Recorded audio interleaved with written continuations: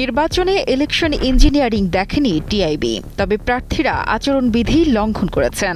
৭০টি আসনে চালানো পর্যবেক্ষণ থেকে এ তথ্য দিয়েছে ট্রান্সপারেন্সি ইন্টারন্যাশনাল বাংলাদেশ। আজ ধানমন্ডির কার্যালয়ে আয়োজিত সংবাদ সম্মেলনে টিআইবি তাদের ত্রয়োদশ জাতীয় সংসদ নির্বাচন প্রক্রিয়া ও হলফনামা ভিত্তিক পর্যবেক্ষণ শীর্ষক প্রতিবেদনটি প্রকাশ করে। টিআইবির নির্বাহী পরিচালক ইফতেখারুজ্জামান গণমাধ্যমকে বলেছেন, তারা নির্বাচনকে গ্রহণযোগ্য মাত্রায় অংশগ্রহণমূলক ও অন্তর্ভুক্তিমূলক, সুষ্ঠু ও নিরপেক্ষ দেখেছেন।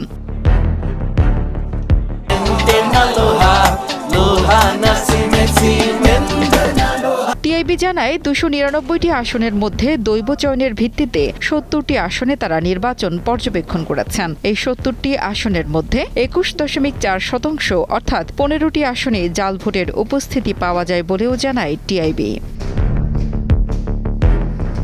সংস্থাটি আরও জানায়, ৭০ আসনের মধ্যে ৯৯% বা প্রায় সব প্রার্থী কোনো না কোনো আচরণবিধি লঙ্ঘন করেছেন। ভোটের দিন কেন্দ্র দখল না হলেও স্বতন্ত্র নারী প্রার্থীর উপর হামলা, এজেন্টদের বের করে দেওয়া, একজনের ভোট অন্যজন প্রদান এবং ভোটার হেনস্থার মতো ঘটনা ঘটেছে বলেও টিআইবি জানায়। প্রতিবেদনে আরও বলা হয়, নির্বাচনে তারা ৪৫টি সংঘর্ষ এবং ৩৪টি হুমকি-ধামকির তথ্য পেয়েছে।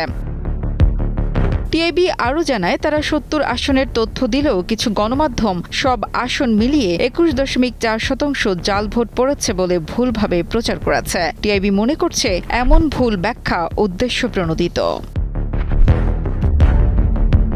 নুসরাত জাহান কলি, কালের কণ্ঠ।